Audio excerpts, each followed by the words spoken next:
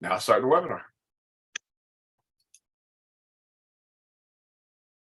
Well, hello. I'm very excited today because LifeScope I'll get a chance to host from the Alzheimer's Association of Greater Indiana. Is that the best way? Is that the right term? That's the one. Maria Holmes is Director of Care and Support, and so she's going to come talk to us about something that's pretty exciting today. And I wanted to turn it over to her and let you know. First of all, tell me who you are and how you got here and all that kind of stuff first. Yeah, sure. Thank you. Well, thank you for having me. Yes, so I am a licensed clinical social worker by background. I've lived in the US since 2008. We came over here with my husband's job. And I was an occupational therapist in the UK for all my career, really. And they wouldn't have me when I arrived in America. My qualifications didn't equate to what the kids were coming out with from college here. And I didn't work for it initially. And then I went and volunteered at the Alzheimer's Association. I was on the helpline. It used to be a time when the helpline, Monday through Friday, would be routed through the local offices. And so I used to sort of sit on the helpline. I'd worked in the field of Alzheimer's and dementia in my previous career. And then, while I was there as a volunteer, I watched the social worker that was really experienced and just a really great resource to families. And I just thought, I want your job. So I went back to school and qualified with my master's in social work in 2016. And I was really fortunate that they had a job going for me. So I always say they've been paying me since 2016 to be the team social worker. So I work directly with families who are navigating Alzheimer's disease or any other type of dementia, any point of the journey really. But I also help look after. We have fantastic volunteers that run a lot of programs for us in their local communities. So support groups, education programs. We have a really neat program for people that have just been diagnosed, as sort of an education sort of program, but it's also a support group for them and some social things as well. So that's my favorite bit really, is working directly with the families. So yeah, but they've been paying me since 2016, which is nice. Now, when you work directly with families, are you working with them in the family's home or at the office there, or how does that work? It varies really. And obviously during COVID, it was all sort of virtual, but it's so nice to be back in person. So some people will come directly into the office. If a family, if there's reasons why it's going to be a struggle for them to leave the home, or if they really need a little bit of advice about how the home is and what if they're having some particular safety issues at home. No, I will visit people at home. And what the wonderful thing is, for me as a social worker, is that I don't have to bill anybody. All our services are free, so that we just don't want that to be a hurdle for anyone that needs some guidance. Now, a lot of the time I'm not like a case manager. I don't work with families every week, but usually it's like one significant meeting and really trying to join the dots and connect them with resources, or whether there are resources like our 24/7 helpline or education programs or other resources out in the community. So I'm very fortunate that I can mix and match really as to where I meet families. Well, very good. That's exciting. Well, tell me, what areas does Alzheimer's Association of Greater Indiana, how far does it extend? Now, Alzheimer's Association, I know, is national, if not global. I'm not really sure what the reach is, but. Yeah, so nationally we have I forget the number, but well over 70 chapters around the country. So we're in every state in America, and our home office is in Chicago. But here in Indiana, we cover the majority of the state. It's just the bottom counties that are covered by our colleagues in Kentucky, and that works out. They're just closer, to them geographically. So that sort of works out. But yeah, we cover, I think it's about 73 counties of Indiana. And we have our main office is in Metro Indy in Indianapolis, but we have a satellite office in Fort Wayne and another one in Maryville as well. So, and we've got a couple of team members in each office. So that's useful. I would say we're known internationally because, and that's what I'm going to be talking about today, is the research side of things. So we sponsor and support research across the planet because we don't really care where the cure comes from. If it's in deepest China, we don't mind, as long as it's gold standard, research studies, and there are professionals and researchers out there. We're going to be supportive, and so on that front, we are known internationally. I think what they often say is that we're the third largest fundraiser for research on the planet, and we're behind the American government and the Chinese government. So so we are known internationally for the work that we do. Well, that's very good. I've spoken with people at Alzheimer Association, many times, and one of the things that I was taken by when I first was getting to know people there was your frustration as an organization, how the small percentage of people who should be talking to you guys that you guys are reaching, because people don't know to call, they don't know, maybe they're afraid it's going to cost, maybe they don't know what you guys do, so. I was on a call this morning, and actually one of the clinicians said, a lot of our families, they don't know what they don't know. So it is so sad when you meet a family that maybe have had lost a loved one to the disease, and they didn't know about our services, and they said, gosh, I wish we'd known about that. And sometimes people just need, one phone call can be just all that they need from us during that journey, but it could be a really significant phone call. But other people, they need access to that helpline, more regularly, and again, it's 24/7. So this disease doesn't just function during 9 to 5. Problems happen in the evening and in the middle of the night. But also all our education programs, support groups, and resources online as well. So even if you're in a rural location, there's ways of connecting with other people that are going through the same thing, or through our ALZ connected sort of message boards and things. So but it is one of our biggest challenges, is getting the word out there, that we exist, that we're here to help, and that everything is free. So so that's why we appreciate you, Jim, and all our partners in the community whenever we're given the opportunity to share what we do and raise the flag, really. Well, I'm excited to be able to help you. Life's Co-Pilot is a passion project of mine, because what I do is caring transitions. We help people downsize and help people a lot of times, memory care, people moving them into memory care, safely and reproducing their environment so that it lowers the stress level. We help them get rid of the stuff at their old house, that kind of stuff. But what Life's Co-Pilot was designed to be was, I'm the only sibling that stayed in state I ended up downsizing my parents, my in-laws, my uncle. I am POA, guardian, and trustee of 2 of them still. And so it's navigating all of the senior related resources, services, providers, programs is maddening. It's so hard to get solid information.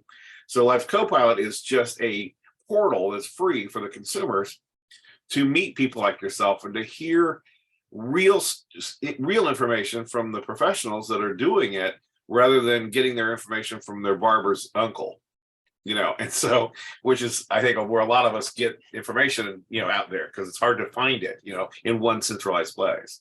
Yeah, absolutely. And if you imagine that you're also trying to find that information when maybe your own health isn't great, maybe right. You've got some challenges, and you're getting really, really stressed about your loved one. So it's a tough call for anyone in their good health, but to navigate all this when in your senior years is tough. We have on the 28th of this month, and at 6 p.m. we've got Jennifer Budenbaum from the Alzheimer Association coming in to talk about how to engage with all the cool stuff that the Alzheimer Association has. So it's so we're trying to get you guys better known before the month's out. So we appreciate that. Yeah. So now tell me, I understand that there's some pretty exciting news potentially in this whole world. It is. It's a really, I get really fired up about this, but this is a really exciting time in the world of Alzheimer's disease and other dementias, because of this, even in the last couple of years, and even in the last month, news about new medications that are coming to the market. So yeah, I just wanted to take this opportunity to talk through a little bit about the history and where we're at, and what it means for people currently. and some of the hurdles that we're facing as well. It's been one of those things for a long time. It's the very word just strikes fear, and it seems to be hopeless, right? Into so many people's lives. Well, once you're to this stage, what happens? It's nice to have some hope coming into the picture. So absolutely, it's desperate, and and you hear it a lot, actually, because a lot of people support our cause, a lot of people fundraise, and if you do it year in, year out, and it's just so sad when you hear another piece of research that hasn't been successful. How we always try and view it and share it is that even when a piece of research has not met its benchmarks, we still learn from that. It's just that this is a complicated disease, and there are lots of types of dementias as well. So we don't want to just rid the world of Alzheimer's disease. We want to rid the world of all dementias. So it's complicated, as my slides are going to indicate. But it is good. It's been a really exciting to be part of the movement, and to have these arrivals of these new potential treatments, and it's more coming. There's more coming down the pipeline. So it's an exciting time. And we have a fantastic Dr. Maria Carrillo is their lead person for research in the Alzheimer's Association. Very smart lady.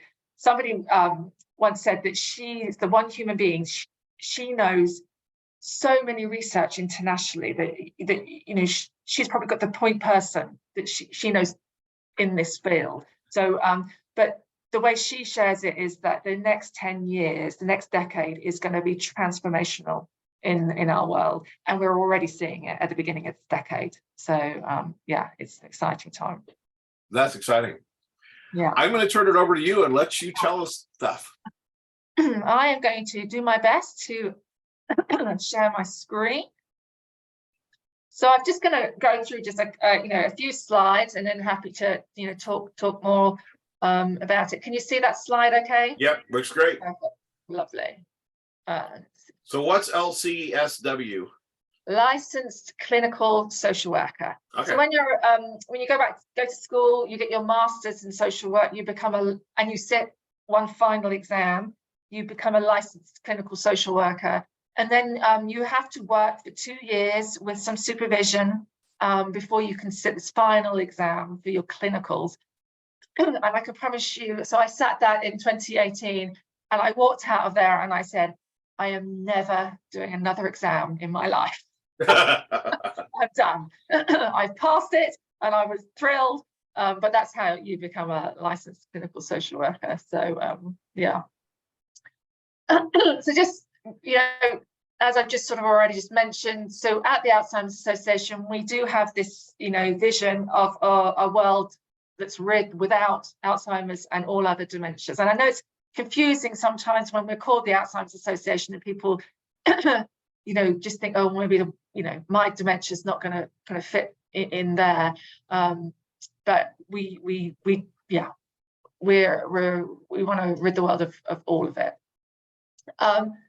Basically, Alzheimer's is just the best known publicly, but you serve all across. I mean, there's dozens of different kinds, aren't there?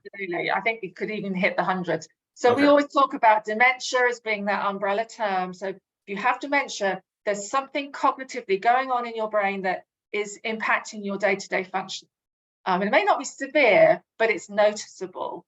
And there are lots of different types of dementia, and Alzheimer's disease is the most prevalent one. And that's all about this, these proteins, which I'll talk a little bit about, that are malfunctioning in the brain. The other sort of common dementia that people hear of is vascular dementia, where that's much more related to how well the blood's flowing in the brain any one particular day. So people with histories of heart disease or strokes, they're going to be more likely to be experiencing vascular dementia. But unfortunately, you can have both, and I think that's more common than people realize. And then there are some other dementias that I don't I'm going to avoid the word using rare because they're not rare, but they are just less prevalent, but they are very impactful. The two most common ones are frontotemporal dementia, so it starts in the front of the brain, and the other one is dementia with Lewy bodies, and Lewy bodies is another type of protein. So they're the most common ones. But you can get dementia that's treatable as well. That, you know, is just, it's for a period of time, and then you know, you can recover with certain treatment. We're focused on the dementias that are, you know, currently no cure for. And our mission is really to end Alzheimer's and all other dementias by doing it through this global research, which is, you know, what I'm going to be focusing on today. We're also very interested about driving risk reduction. So trying to, we don't talk in terms of prevention at this point, because we haven't got anything that's really completely preventative, but we can certainly reduce the risks by some healthy lifestyle choices. And we're also very focused on early detection because, and I'll come back to this as well, because there's a lot people can do if they get diagnosed early enough. And then we're also very focused on the people that are living with this disease currently now in maximizing quality care and support. So we always sort of start our talks with these key things. This is our baseline. So focusing on the research piece, we are the world's largest non-profit funder of research, as I mentioned. And this is the figure they use at the moment, that we're investing in 300 million in 920 active best of field projects. And again, as I mentioned earlier, across the world in 45 countries. And I'll come back to a little bit of that in a bit. So as I said right at the beginning, is, you know, Alzheimer's is a complex disease. And I think people get frustrated because they often only hear about one type of research. And I am going to focus a bit on that research, which is to do with amyloid plaques and tangles, amyloid and tau. But we have research that's looking at all sorts of potential causes of Alzheimer's disease and other dementias.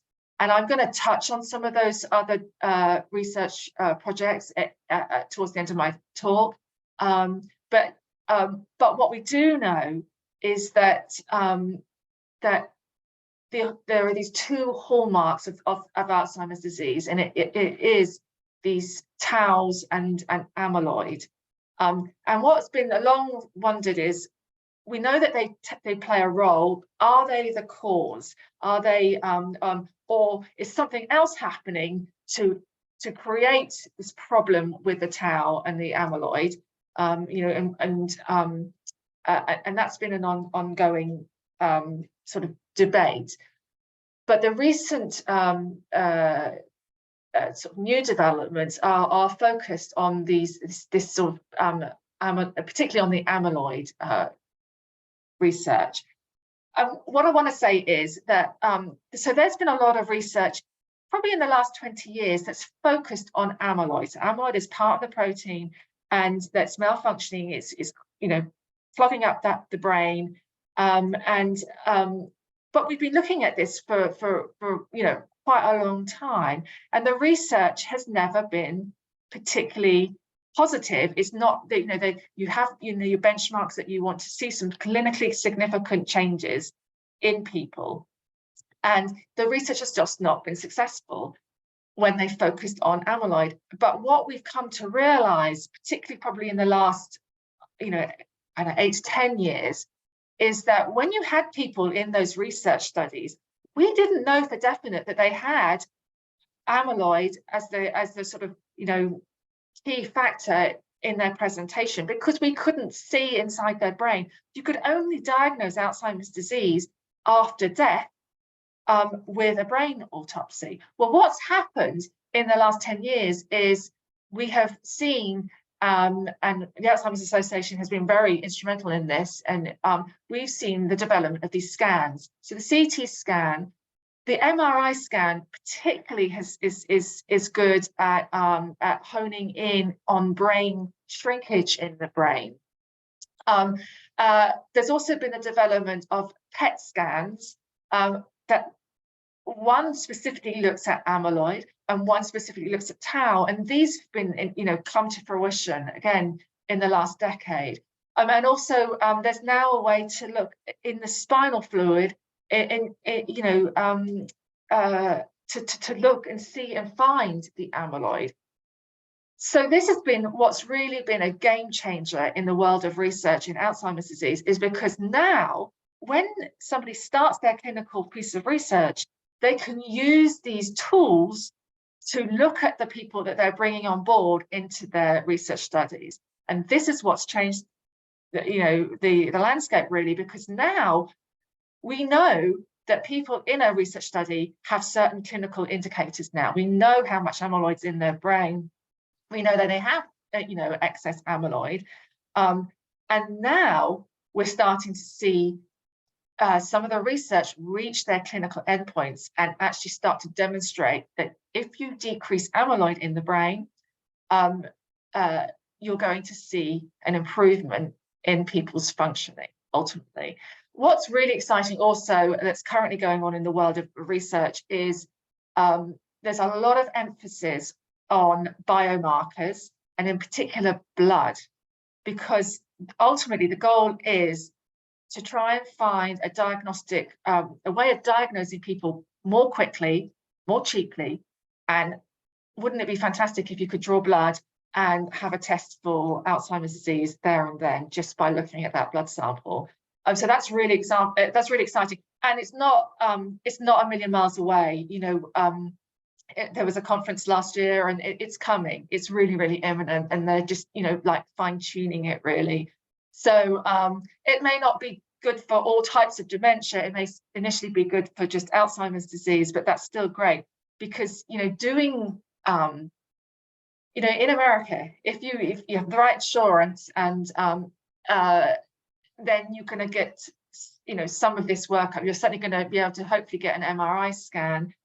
There's a lot of work going on at the moment to try and get Medicare to cover some of the other scans.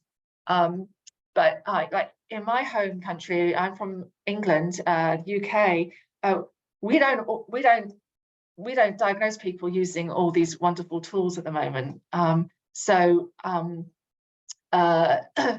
it would be great to have something that's easier and cheaper, especially because, as my future slides will show, is that we need to catch people really, really early on for these new medications to work.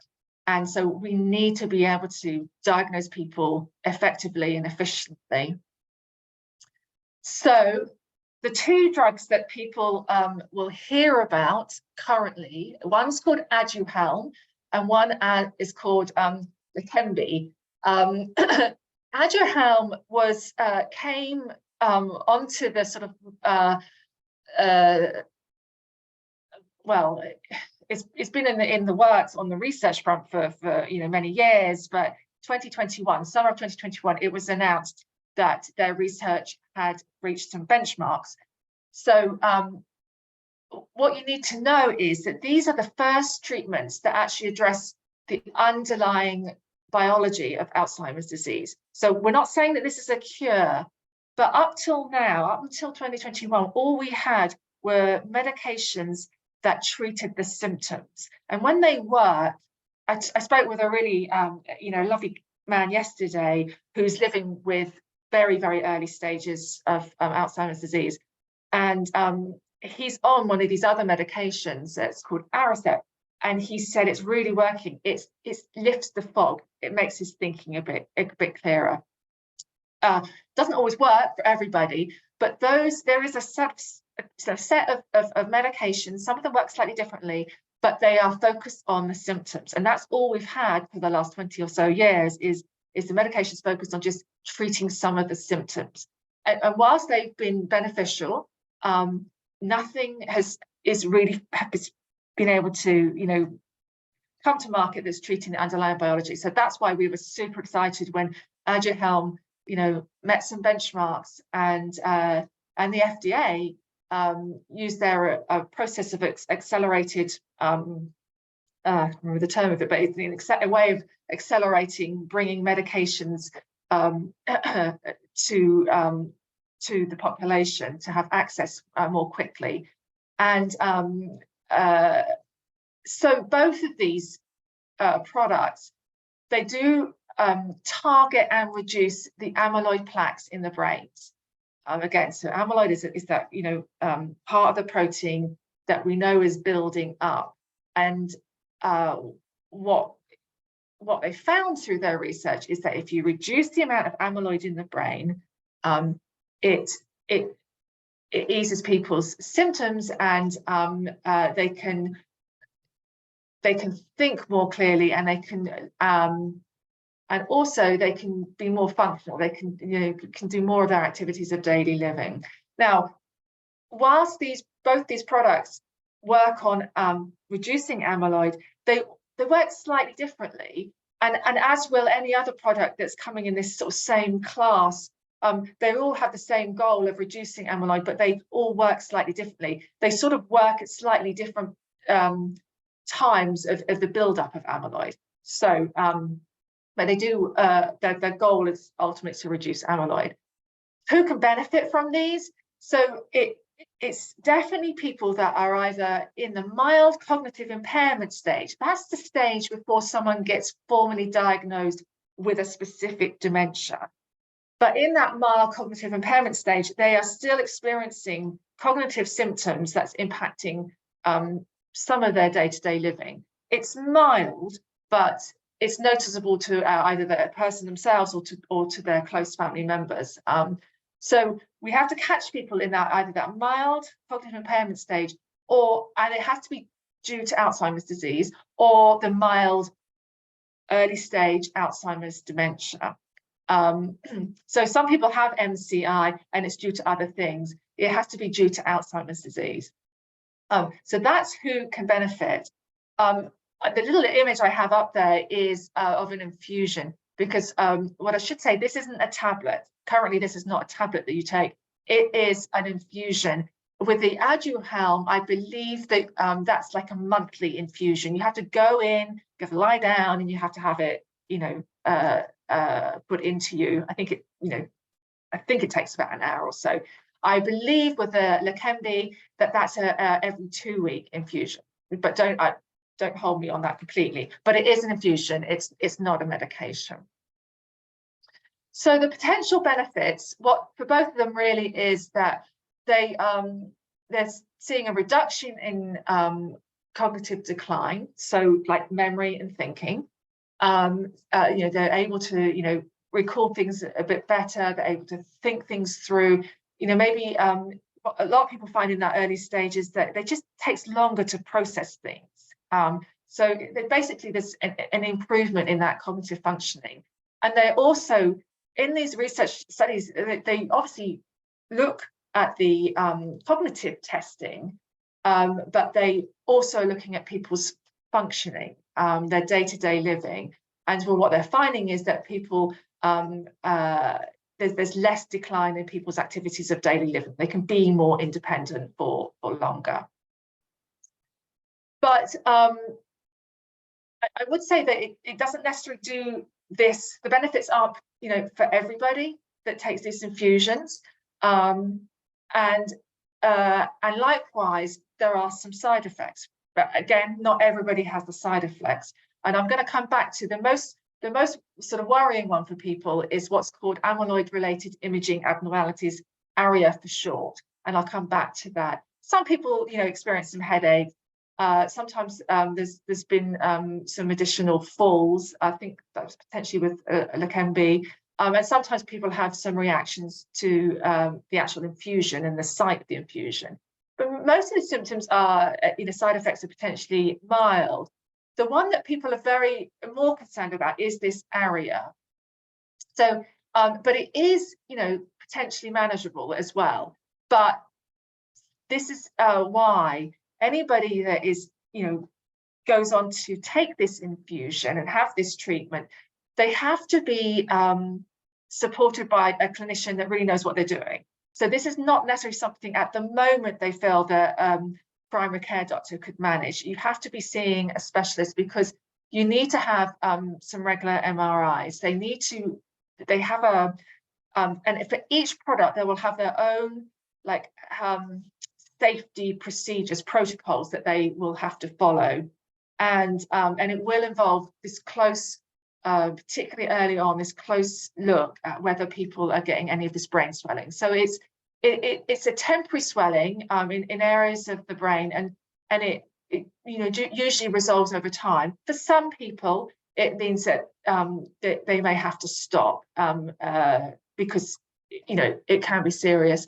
And generally, my understanding is if people start to get it and then it's treated immediately, and they you should go back to your baseline. But there, I think there is still a serious condition that needs to be managed very carefully. And the other thing is that sometimes people may have small spots of bleeding in or on the surface of the brain, and that's why they need this close monitoring. So that's something to be aware of. That's something that's talked about a lot, is this area. So the controversy. So back in the summer of 2021, we were very excited. The drug company Biogen announced their results for Aduhelm.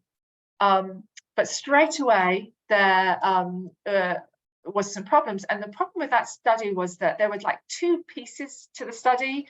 One piece showed some significant, they'd reached their clinically significant sort of endpoints, but another part of the research, it wasn't so clear. So there was some skepticism in the clinical field, really, about like how much can we rely on these results.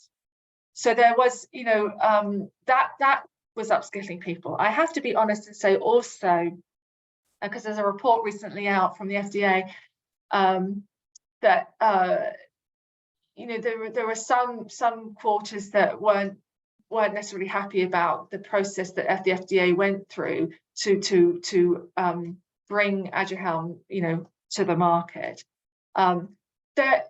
So those mixed results for Aduhelm sort of muddied the waters a bit, really. And then, but what's happened with lecanemab, which is now Leqembi, that's the actual drug name, their results have been, I would say, more significant in that it's clearer, the data's less muddy. So with Leqembi, they have done a study for 18 months, and the people, what they found was, obviously, a gold standard, clinical trial. They're going to have a control group. They're going to have people taking the product and all those good things. And what they found was that in the 18 months, the people that were taking Leqembi had a 27% increase in their memory capacity. So so that was really clear. Yet there's still a proportion of people that it's not doing the work for, but 27% of people, they saw a clinically significant improvement in their memory capacity. And then obviously they were seeing benefits in the people with their activities of daily living. So that's just been clearer. And I'm pretty confident. Who am I? I'm just a social worker, but I'm pretty confident that there's some other drugs coming. We know that there's some other products in the same field that from other drug companies that are in the pipeline, and we think that the results are going to be even more positive. So we're heading in the right direction, definitely. So that's helped a little bit with that sort of controversy about the mixed results. But there's also this debate about clinical meaningfulness. And what I mean by that is, what is meaningful? What is a meaningful outcome for a piece of research in the world of dementia? And this, because some people might say, well, 27% isn't that much, what does that mean for the individual living with that diagnosis in the moment? And I think from the Alzheimer's Association's point of view, we strongly believe that people deserve, in the early stages of this disease, to have access to the available treatments out there, and for them to be able to have a conversation with their doctor, like you would with any condition, and weigh the pros and cons up of a medication. And we, from our perspective, and I can really see this for the people that I work with, who are living with this disease in the early stages, they want more time.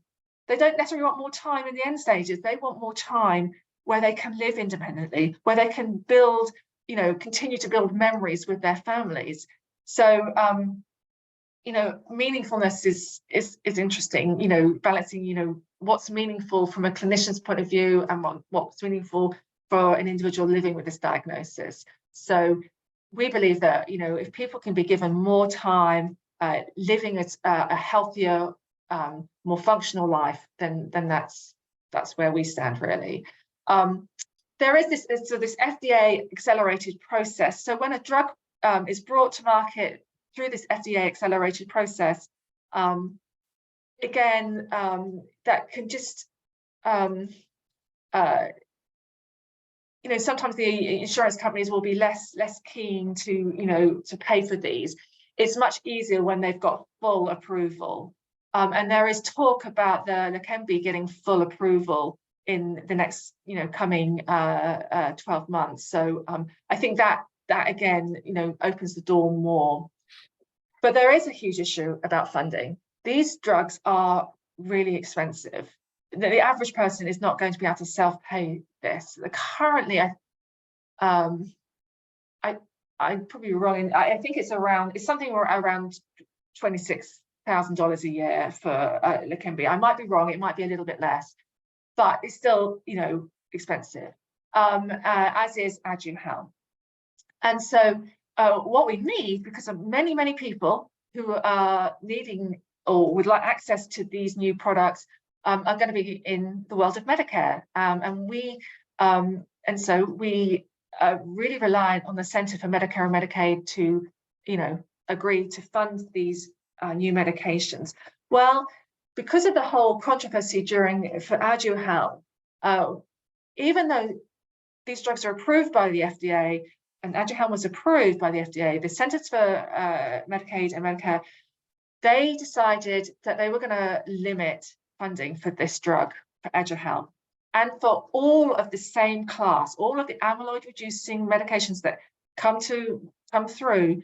They bulked them all together and said, we're going to put some limits on this. We're only going to fund it if people continue to be on a trial for that medication. So it's only going to be accessible to people that have access to that trial, that they're near a clinical center that has that trial. And they're not going to just fund it for, everybody that needs it. And that's a huge stumbling block. But what they did say is, if more evidence comes out, we will review our decision. So here we are in 2023, and more evidence has come out. We've got this new drug.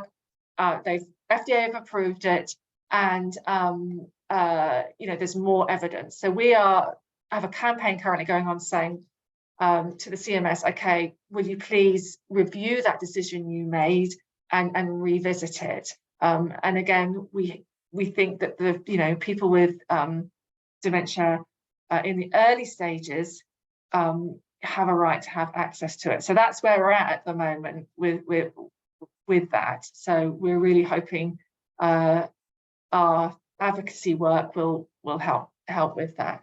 So currently it's not easily accessible, and as such Aduhelm is not being prescribed very much. So access to this is difficult. And with Leqembi, there is no, my understanding is there is no current research for people to join. So it's a sort of is a moot point, really. They can't get funding through the CMS because there is no trial. So that's some of the controversy. So I'm just aware of time. So that's all about the new medications. But as I said, there are other things to look at. And so I just wanted to point out that a couple of other pieces of research that are really significant. The US pointer is part of an international piece of research. And this is focused more on brain health through lifestyle interventions.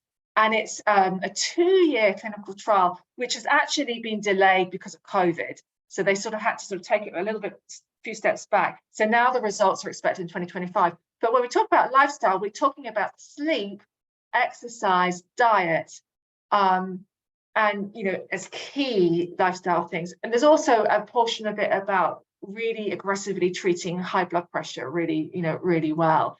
But this is an international piece of research. This is just the American piece because it started in Finland and they called it the fingers research then. And now it's got different names across the world, but they saw some really, really positive experiences of people who have not got a diagnosis, but by doing these lifestyle interventions, they believe it's a way of decreasing your risk or delaying any onset for any dementia. And this is what we really think about. If you're in your 40s and 50s and 60s, you've got to be taking good care of yourself because that could really significantly help. But that's what, and this is the first time that they've had a piece of research that looks at all these different factors all in one piece of research. So that's really exciting. So we're really interested in lifestyle.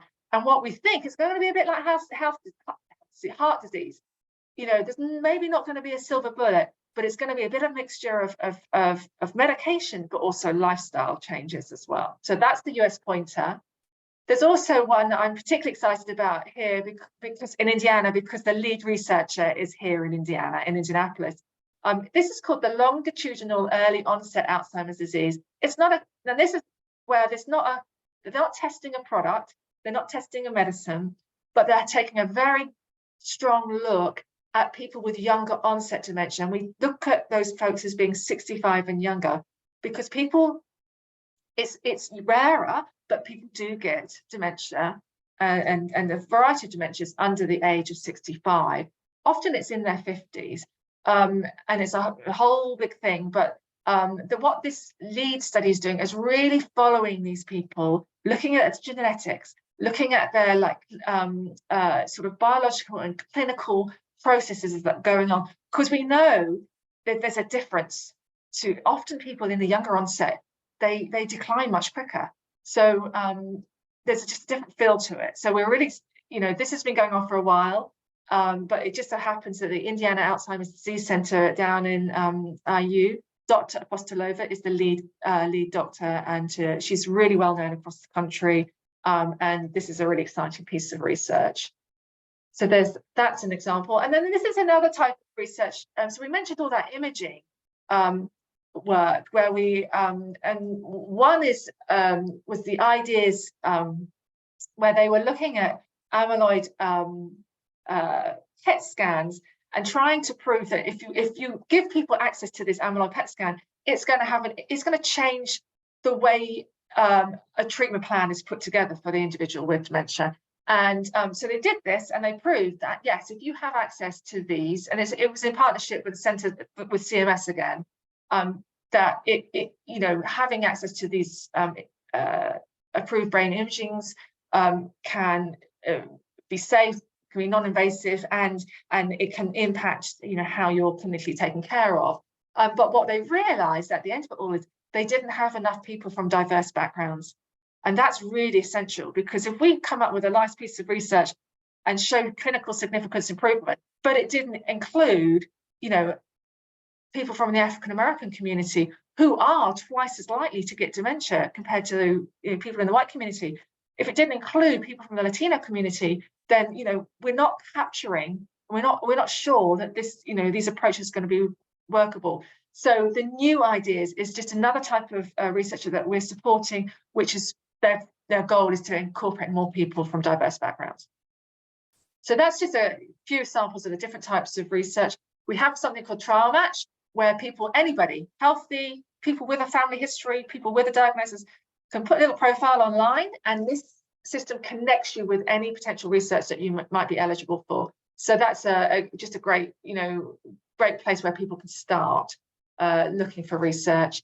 And the other good thing I wanted to share is that we have this fantastic international conference every year that brings all these researchers together from around the world to share their data. And it's usually, I think, in June or June, there's always announcements at that time about what's been the key findings,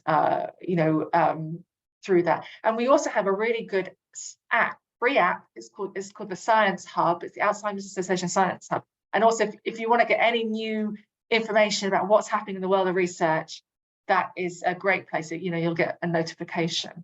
And I think that was my last slide. Yes, I'm going to stop sharing.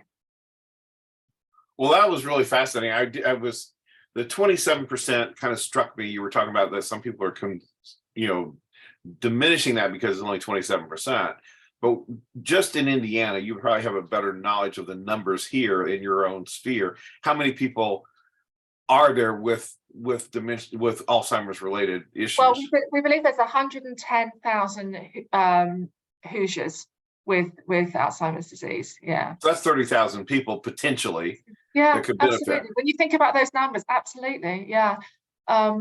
Yeah. So it is really significant, and it's the most significant piece of research that we've had, where something's been given and someone's it's really clearly said, if you decrease amyloid in the brain for a core group of people, their memory function improves, their day-to-day functioning improves. And that is, after all these decades of years of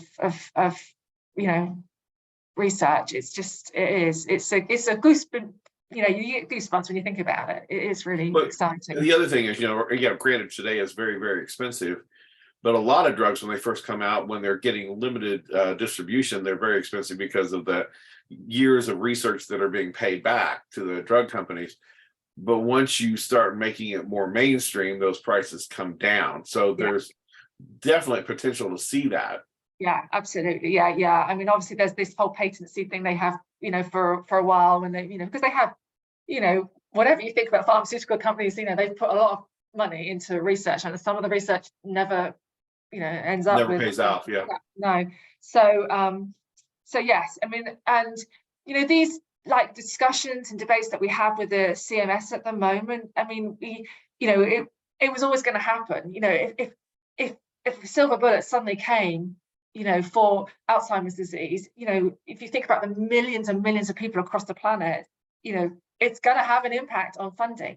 But the key thing is, we know that if we don't get some good treatments, we're going to break Medicare and Medicaid by 2050, because we can't. It costs so much to care for someone in the later stages of their journey, so in the end, it's cheaper, and morally and ethically and it's the right. We've got to find some cures, but on the financial side, we've got to as well. Yeah, well, it's very encouraging. I mean, it's good to see that there's some things that are on the horizon. I love your decade. This is the decade that things are going to be. Because at the same time as this aging population of boomers is aging, the numbers of people that are going to be afflicted are going to be significantly higher as well. So it's definitely on the increase, and we are concerned about that. And so we also do try and focus, as I said, with our sort of mission is to also try and drive down that risk, drive the risk reduction, so we do focus on healthy living for the brain. What can we do, what's in our control, and we hope that might help. Well, in all this process too, with the science, if they start figuring out what's actually causing it, there might be some early solutions so you'll get to it before it happens. Yeah, we definitely need to catch people early before the damage is done, because I think that's a long way off. Being able to, find something to help people once that damage is done, I think that's a long, long way off. We've got to capture people early on, and they believe, that a lot of this disease, the underlying sort of biology, a lot of it's happening like 10, 15 years before any clear symptoms are visible to the rest of us. So there's a lot going on within our brain, I guess, before we actually see clinical symptoms. So, and that's why there's a focus on, if you are in your 50s and 60s, trying to keep a healthy lifestyle, try and get that regular sleep, try and do some exercise during the week where you get a little bit out of breath, and try and reduce the amount of processed foods that you're having. But we all know it's the same message you get from the heart disease folks. It's right. And it's hard to put in action. But now when I do a little bit of exercise, it's less about trying to lose weight, and you know, I tell myself, when I'm getting out of breath, it's oxygenating my brain, and that is really good for my brain. And I need the help because, you know, I haven't got dementia, but I've just reached over the mid-50s. So, but you know, like everyone, as we age, we do get a little bit more forgetful. I walk into a room and forget, you know, why I walked in there, or I've had a darn difficult job remembering people's names. So, you know, the fitter we can be, the better oxygenation our brain can be, you know, the better all round, really. Yeah. Oh, excellent. Well, thank you so much. Is there anything, any message that you absolutely want to get out that was not so far in there? I think on the field of research, I think just be on the lookout for any time when you can support the cause, as far as letting your legislators know that we want the Centers for Medicare and Medicaid to make these drugs more accessible to the population. So we have a campaign going on at the moment. And if you get emails from the Alzheimer's Association, you maybe get far too many. You may not want so many, but if you can just respond to I love the way, you know, when they send you a thing, can you just reach out to your legislator, and it's all really a click of a button. You just like it's all automated. It takes, you know, just a matter of a minute to click the buttons and send it. But any support for the bills can be really great. And I think also, particularly if you are in Indiana, we've currently got a bill. Oh no, I'm gonna probably forget the number, but we have a bill at the moment that's going through to try and build in every area agency around Indiana to have a dementia specialist in each office, and then have one that's overall a dementia specialist for the entire state. I'm just trying to remember the bill number. I think it's 14. Creation of a statewide dementia care services program. It's House Bill 1422. It went through one committee this week, like completely unanimously supported. But if you are local and you want to support that bill, and let your legislators know, because it really has an impact if they hear from you. So that would be my local call to action. All right. Well, thank you very much. Well, I will get you a copy of this video. It will be up on Life's Copilot's website here soon, after I have time to get it programmed into there, and then it'll be going out to a lot of different sources, so it's going to be available for people. Thank you so much for your education for us today. So I really appreciate it. Yeah. And I'll see you all later. Thank you. All righty. Bye-bye.